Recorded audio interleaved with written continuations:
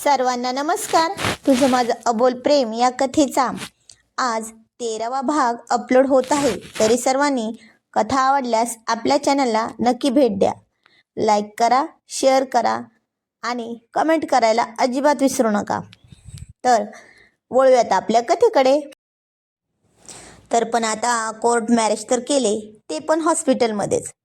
त्याचे साक्षीदार होते फक्त आणि फक्त अतुल, जान्हवी, वकील आणि ते दोघे स्वतः. मग त्यानं तिला तसेच हॉस्पिटलमधून घरी नेले त्याच्या. पण आज त्यांची फर्स्ट नाईट होती आणि आज ती त्याला सांगणार होती की तू तोच मुलगा आहे ज्याच्यावर मी प्रेम करते. किती आनंद होईल त्यांना हे ऐकून. हे इतके दिवस दाबून ठेवलेल्या भावना आज ती त्याच्यासमोर व्यक्त करणार होती.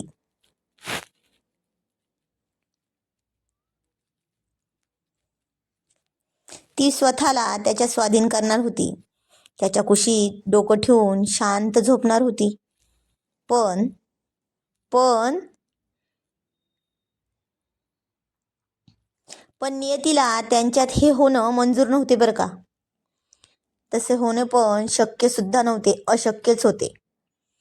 बेडरूम तर खूप छान सजवलेली होती आणि ही सगळी कारकिर्दी अतुलची होती बरं का. मोगऱ्याच्या फुलांनी ती बेडरूम खूप सुंदर सजवलेली होती आणि त्याचा खूपच सुगंध दरवळत होता सगळीकडे.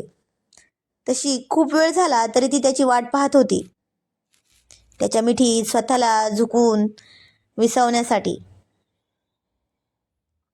कारण त्याची ती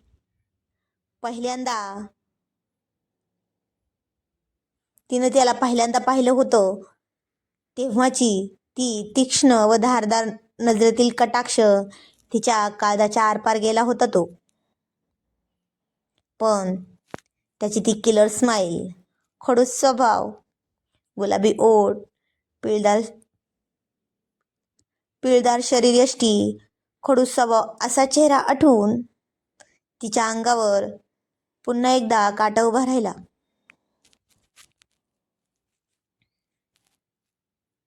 पण त्याला स्वतःच्या मिठीत घेण्याची, त्याच्यावर मन भरून प्रेम करण्याची ओढ तिच्यात निर्माण झाली होती.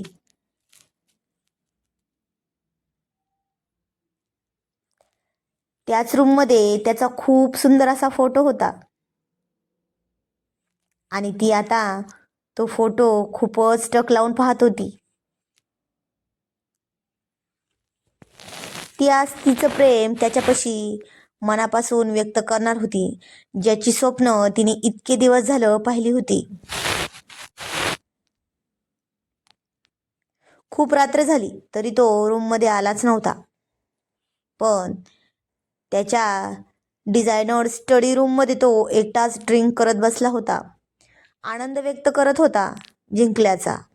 त्याला वाटलं होतं की आता तो प्रत्येक कॉन्सेप्ट जिंकणारच म्हणून.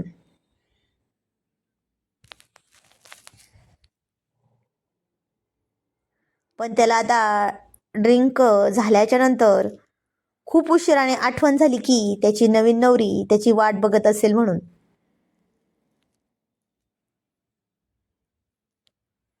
आणि तो काही वेळाने तसाच रूममध्ये आला. पण खूप उशीर झाला तरी ती त्याची वाट पाहतच बसली होती. तो रूममध्ये आला, दार बंद केलं आणि त्यानं तिला एक नजर पायापासून ते डोक्यापर्यंत पाहिलं. आणि खरंच खूप सुंदर दिसत होती ती त्या लाल साडीत. तिने चेहरा झाकून घेतला होता, तो पण घुंगट तिच्या ओठांपर्यंतच होता बरं का. आणि आता तिचे नाजूक गुलाबी ओठ त्याला स्पष्टपणे दिसत होते. ते त्याला आज पण स्वतःकडे खुणावत होते. पण आज ती जरा जास्त सुंदर दिसत होती, कारण त्याने तिच्या गळ्यात घातलेलं ते मंगळसूत्र, तिच्या भांगात भरलेलं ते लाल कुंकू, त्यामुळे तिचं रूप आणखीनच जास्तच सुंदर आणि उठून दिसत होतं.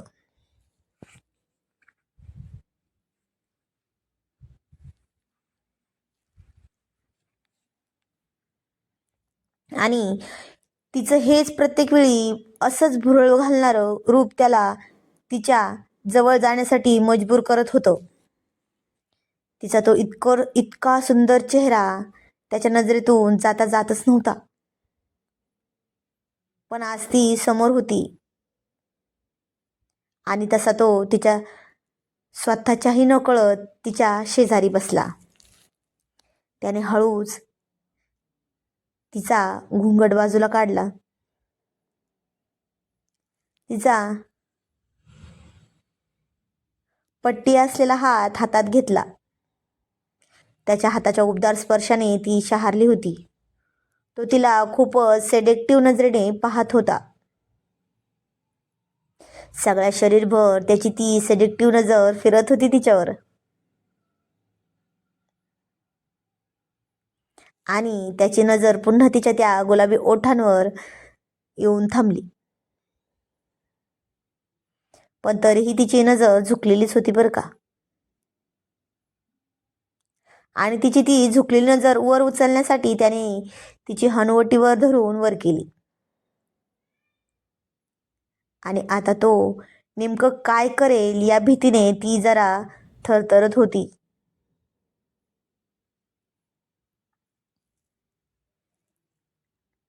पण आता त्याने तिच्या गळ्यावर त्याचे ओठ टेकवले. तशी त्याला ती घट्ट मिठी मारून त्याला घट्ट चिकटली. त्याला पण तिच्या सौंदर्याची भुरळ पडतच होती बरं का. तिचा स्पर्श त्याला पण हवासा वाटू लागला होता. पण त्याने फक्त आणि फक्त 2-3 किस तिच्या मानेवर आणि गळ्यावर केले. आणि तो तिच्या त्या नाजूक गुलाबी ओठांकडे गेला. त्याने त्याची तीच तीक्ष्ण धारदार नजर तिच्या नजरेत मिळवली आणि त्याचे ओठ तिच्या ओठांपर्यंत घेऊन गेला. पण किस घ्यायची हिंमत किस घेतलाच नाही. फक्त तिच्या ओठांना त्याच्या बोटांनी स्पर्श केला. दोन्ही नुसते बोटांनी कुस्करले तसेच दाबले. हिंमतच झाली नाही त्याची तिच्या ओठांवर ओठ टेकवण्याची. तरी आता तिची छाती खूप धडधडत होती बरं का. खूपच आवेगानं त्याने तिचे ते ओठ कुस्करले होते. तिच्या ओठांवर असलेला तो प्रखर तीळ त्याला खूप आवडायचा. ती खरंच खूप छान दिसत होती. त्या तिळामुळेच ती आणखीन सुंदर दिसत होती. पण तिने आता स्वतःलाच सगळं झोकून दिलं होतं त्याच्यावर. पण त्यानं तिला अजिबात मिठी मारली नव्हती. काही वेळाने त्याने तिला सहजपणे पकडून बाजूला करत म्हणाला,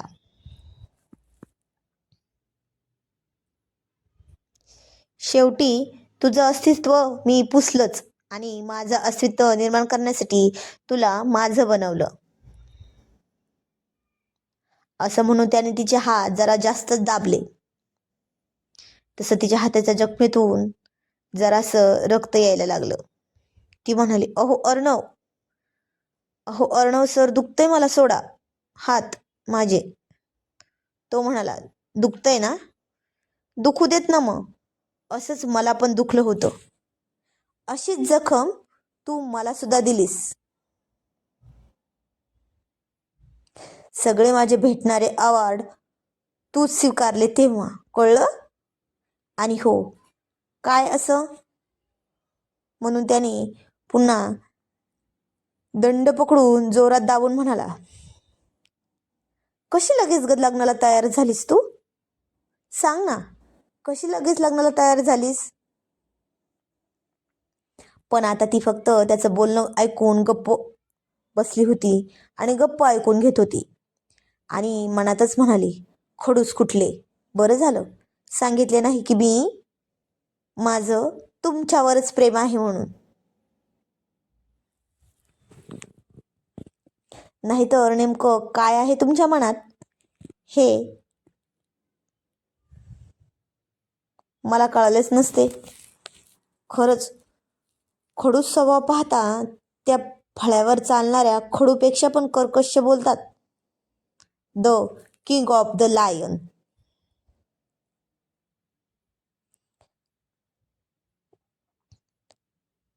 तो म्हणाला, अगं ज्याच्यावर प्रेम करतात, ज्याच्यावर प्रेम करत होती त्याला सहजासहजी विसरलीस का तू? मग तुझं प्रेम होतं की टाइमपास? सांग ना. कारण ज्याच्यावर प्रेम करतात ना त्याला मिळवण्यासाठी खूप धडपडतात.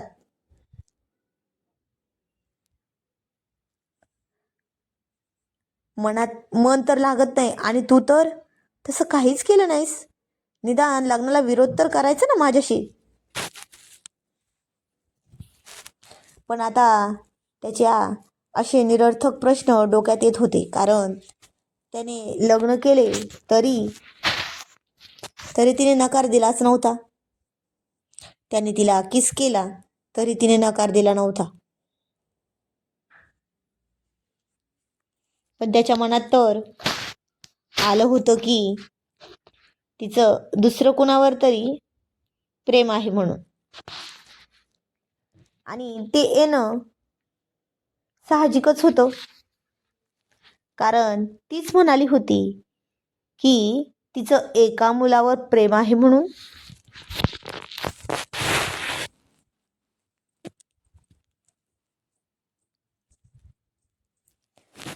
पण तो तर तिच्यावर खूप प्रेम करायचा, म्हणूनच तर कसल्या तरी बहाण्याने त्याने तिच्याशी लग्न केलं होतं.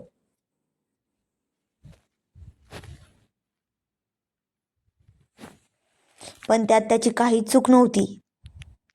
त्याचा स्वभावच तसा होता, खडूस, अहंकारी, गर्विष्ठ, डावटी.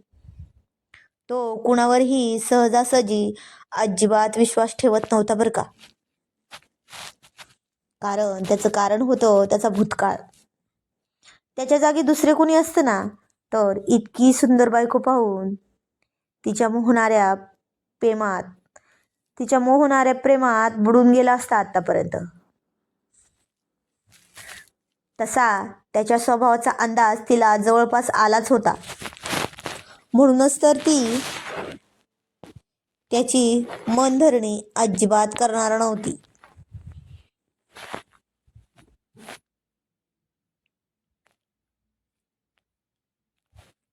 आणि तो जे काही बोलत होता ते सगळे ती फक्त गप्प होऊन ऐकत होती. तसं ती आता काहीच बोलली नाही, म्हणून त्याने पुन्हा तिचे हात जोरात दाबले. तसं तिला पुन्हा दुखले, पण आता ती म्हणालीच नाही. त्यातून रक्त आले तरी त्याचं आणि तिचं लक्ष त्याच्याकडे नव्हते. आणि तसा तो म्हणाला, आता माझ्याशी कुठलीही डिझायनर कंपनी स्पर्धा करायला शिल्लक नाही. तुझी कंपनी आता माझी झाली. आणि आता तसा तिला धक्का बसून ती तशीच खाली बसली.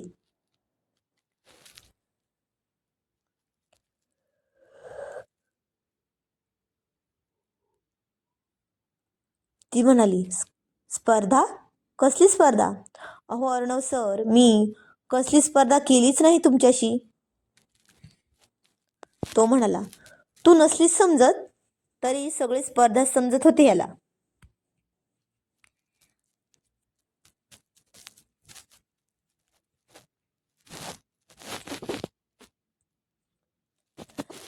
आता तो एवढं सगळं बोलत होता तरी ती काही सुद्धा म्हणाले नाही. तो म्हणाला, मी तर तुझ्यावर प्रेम करणं शक्य नाही. प्रेम तर सोड, मी तुला साधं तुझा पत्नी असल्याचा अधिकार आणि सुख ते पण देणार नाही. कारण मी जसा तरसलो आहे माझ्या पोझिशनसाठी आणि पोझिशन प्राप्त करायला, तशीच तू पण तरसशील मला मिळवण्यासाठी. आता त्याच्या अशा बोलण्याने तिचे डोळे जरा पाण्याने डबडबले होते. तरीही ती तसेच अडवून ठेवत होती. तो असं म्हणून स्वतःचं ब्लँकेट घेतलं, उशी घेतली आणि रूमच्या बाहेर जाण्यासाठी निघाला. पण आता ती त्याला बाहेर तर जाऊ देणारच नव्हती नक्की बरं का.